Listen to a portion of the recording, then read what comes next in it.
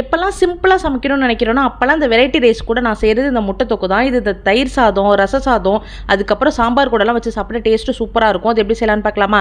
4 முட்டையை வேக வச்சு லைட்டாக கீரல் போட்டு அது மஞ்சத்தூள், உப்பு, மிளகாத்தூள் போட்டு நல்லா ஃப்ரை பண்ணி தனியாக எடுத்து வச்சுக்கலாம். ஒரு கடாயில் எண்ணெய் சேர்த்துட்டு கடுகு, சோம்பு, அது கூட ஒரு வெங்காயம் சேர்த்து நல்லா வதக்கிட்டு அது கூட தட்டி வச்சுருக்க பூண்டு, கருவேப்பிலை சேர்த்து நல்லா வதக்கி எடுத்துக்கலாம்.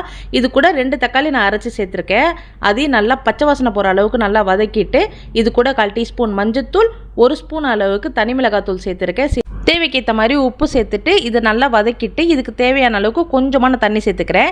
இதோட பச்சை வாசனை போகிற அளவுக்கு நல்லா வதக்கிட்டு இது நல்லா எண்ணெய் பிரிஞ்சு வந்ததுக்கப்புறமா நம்ம வறுத்து வச்சுருக்க முட்டை இது கூட சேர்த்துக்கலாம். இதுக்கு ஒரு தேங்காய் பேஸ்ட் அரைச்சிக்கலாமா? 1/4 கப்பு தேங்காய் கூட கொஞ்சமாக சோம்பு சேர்த்து இது நல்லா ஃபைன் பேஸ்ட்டாக அரைச்சிக்கலாம். இதை நம்ம ரெடி பண்ணி வச்சுருக்க கிரேவியில் ஊற்றி நல்லா மிக்ஸ் பண்ணிவிட்டு ஒரு 5 நிமிஷம் மீடியம் ஃப்ளேமில் சிம்மில் வச்சு வேக வச்சிங்கன்னா சூப்பரான முட்டை தொக்கு ரெடி.